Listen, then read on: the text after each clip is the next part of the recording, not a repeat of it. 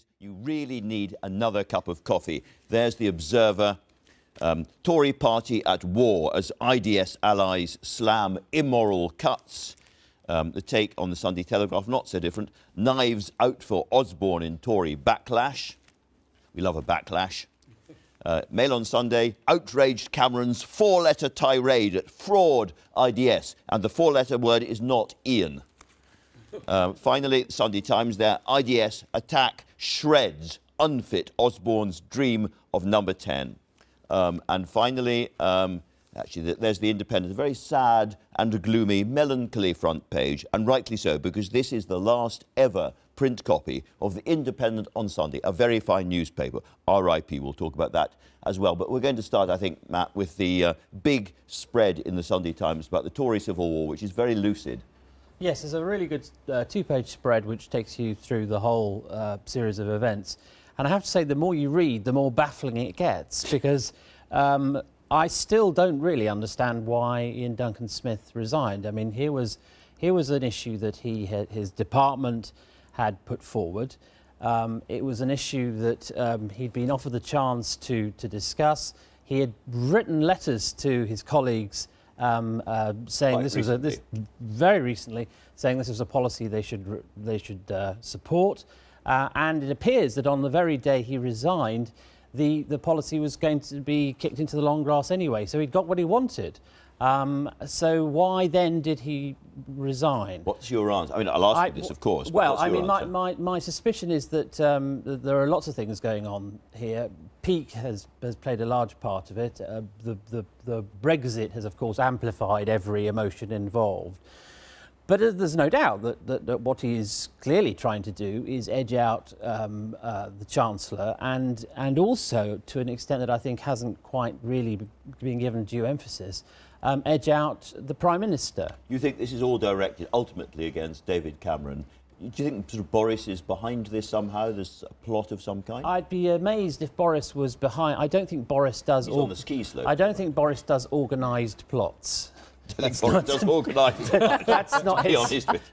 his style. But you know, to use a phrase he would, as a classicist, use cui bono. I mean, who is the beneficiary of all this anti-Cameron, anti-Osborne rhetoric? And we should say that you are the man responsible for a lot of this, Matthew D'Ancona. I put it to you that in your book you quoted Osborne's attacking Ian Duncan Smith's intellect, and that's behind a lot of this. Well, according I hope you're proud of yourself. I just report the news, you know. Steve Richards. The Observer headline. If you want to get an illustration of how multi-layered this story is, just look at the headline. Budget furore leaves Osborne counting cost as departure of Ian Duncan Smith threatens to widen Tory split on Brexit. So you get the budget, the budget furore, which incidentally we would be talking about now if this resignation hadn't happened for lots of reasons. The issue of Osborne's future is in the headline. Ian Duncan Smith's departure, and whether this is all to do with Brexit. There's incidentally a good photo of Ian Duncan Smith watching George Osborne's budget. He always stands from a distance. He never sits on the front bench. He's never sat on the front bench for Prime Minister's questions, and he looks on warily as this budget was being delivered. Incidentally, if it was a budget of a brilliant strategist, I doubt if a resignation would have been provoked 2 days later.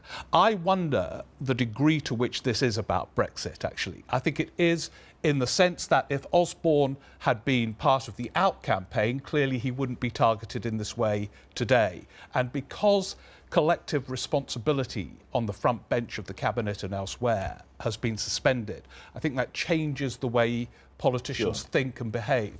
But beyond that, I think it is about the issue of the pressure relentlessly from the Treasury to cut the welfare budget, and only one element of it, not pensions and all the rest of it, one element of it. I think it is about that.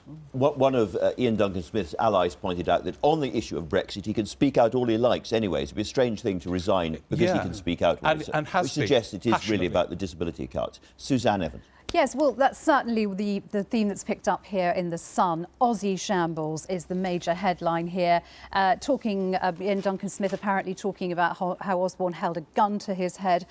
Pals of Mr Duncan-Smith has said every time there's a spending round, they come to me with a loaded revolver and say, give us a couple of million quid. It's like being victimised because no other department gets this. Health, education, defence are all ring-fenced. Of course, the foreign aid budget isn't touched. The EU budget cannot be touched. So I think that the message very much here is that for Ian Duncan-Smith, this was the final straw. He reached the end of his tether and had simply had enough of Osborne. And you know, I have every sympathy with that. We call him Osbrown in the UKIP Parliamentary Resource Unit because we think he's actually carried on Gordon Brown's legacy. You know, the national debt has doubled. 5 government departments now. It's a bigger interest payment than talking about that. You know, he hasn't reduced the deficit as he said he would. He's been a terrible You've also got chancellor. the Mirror there just below. Just talk us through the Mirror has a characteristically forthright front headline there. Absolutely fascinating cartoon here. He's wounded now. Finish him. This amazing cartoon. I suppose for some people it's probably not going to look very funny, of Ian Duncan-Smith knifing Osborne in the back, watched on by Michael Gove, Priti Patel, Boris Johnson. I presume that's Chris Grayling, although I have to say it doesn't seem to bear much of a resemblance to him, but I presume that's who it must be. I think this does show that, as the headline says right at the top, blundering Osborne is out. I think the way he's behaved has shown he's not in touch with the ordinary people in this country. His budgets have been devastating for many of the sort of middle classes who have traditionally voted Tory. I think the Tory party's in crisis this morning. And yet one of the reasons that Duncan-Smith criticised his budget was precisely that it appealed to the middle classes. Yeah. Well, I think he was talking more about the fact that the cuts to the disability benefit and to the welfare budget were being used for tax cuts. Yes, I think the right's a bit confused on it. I'd like to move now to the Mail on Sunday, which is a fascinating double-page spread of Nick Wood, who's very, very close to Ian Duncan-Smith, giving the IDS point of view, and Ian Birrell, who's been very close to David Cameron, having a real hard go at him.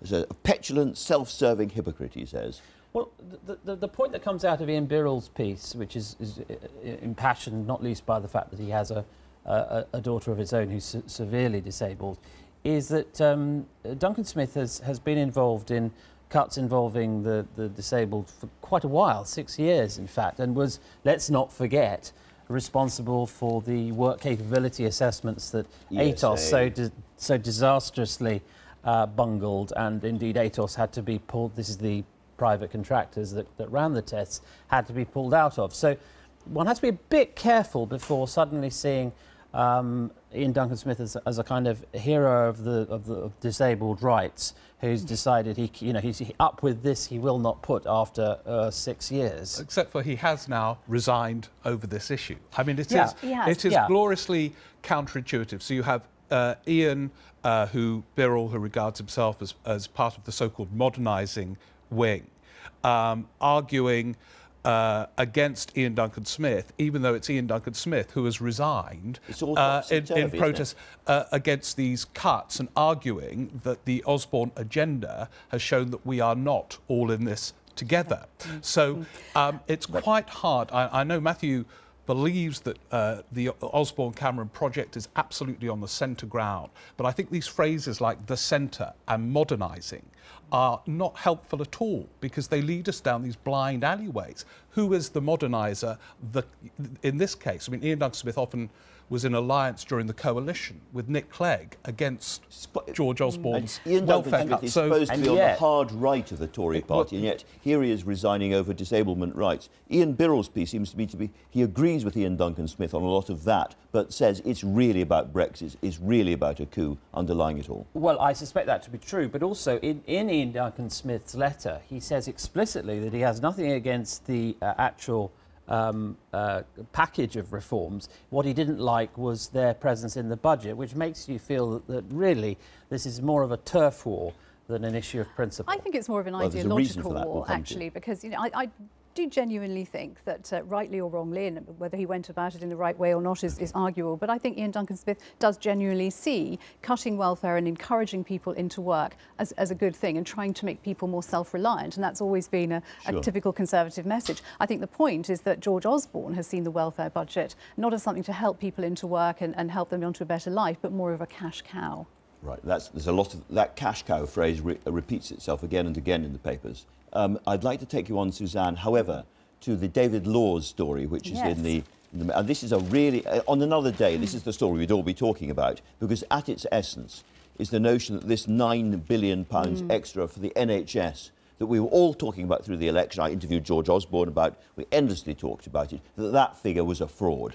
Well, it's interesting because when I was writing the UKIP General Election Manifesto, we did wonder where this 8 billion, 9 billion figure had actually come from and how that was going to be filled. It now transpires, according to the Mail on Sunday, that in fact the Chief of NHS England was saying there was in fact a 16 billion budget black hole, but he was gently persuaded, perhaps we can put it like that, to actually get that back to 8 billion. But it's interesting, isn't it? Because it was always NHS figures. It was Simon Stevens who was saying that that was his figures, but perhaps that actually wasn't the case. Perhaps, in fact, this was a political move. So, as you say, on another day, I think this would have been a very, very big story and not just relegated to page 8. I agree it's a big story, and the lesson of this big story is that every single figure that dominates these pre-election tax and spend debates should be ignored.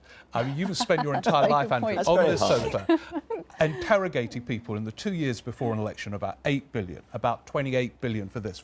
They are all mythical figures that bear no relation to what's going to happen. Very hard for me, Steve, to say I'd like to ask you about a mythical figure, but I take your point. I'd like you to pick up very quickly, false. If you would, on the Independent, Independent on Sunday. Lots of very, very good reads in it, but including an interview with David Cameron, which I think is, on another day, it's been slightly underplayed. It's a fascinating interview. Well, and in it, I think David Cameron starts talking about how close this Brexit campaign could become and how dependent it will be, as ever, actually, on turnout and the degree to which people get out to vote. So, it is a significant moment because there is absolutely no pretense that this is going to be an easy, one-sided campaign. It evidently isn't. You've got the quotes there, I think, Matthew. This is the Prime Minister saying what a lot of people have been saying. My fear is turnout. A lot of people might think, well, in the end, it's the rational thing to stay, but I'll let other people make that choice for me. Cameron goes on, don't. This is very close, no doubt about it. Very interesting to have Cameron at this point in the referendum saying explicitly this is very close. Yes, they're obviously very worried about turnout. Right. Very final thoughts on the Indie on Sunday, a paper which struggled against the odds, never quite, cut through to the mainstream, but is adorned by some of the finest writers we have. What do you think? Very sorry to see it go. It's always sad when a newspaper closes. Yeah, no, very sad. And it's a stylish front page, isn't it? Yes. The lights out. I mean, they were always well known, as with the Daily, for the rather stylish covers and use of photography. And that's a rather beautiful, elegant I think that's where they always, perhaps with the Sun, always had the edge of the front page. For me, the standout one is the Hutton report, the white page and the word whitewash. That was brilliant. But can I just ask you, Andrew, because, how do you feel? Because, of course, you were I feel dead gutted. You must be gutted. I love the Independent. I love many of its writers, Coburn, Fisk, Sengupta. There's lots and lots of people who I will have to read online now, and it's not quite the same. I want my coffee beside the paper. On that elegiac note, however, we have finished the paper. You didn't frankly have the balls to put country before party.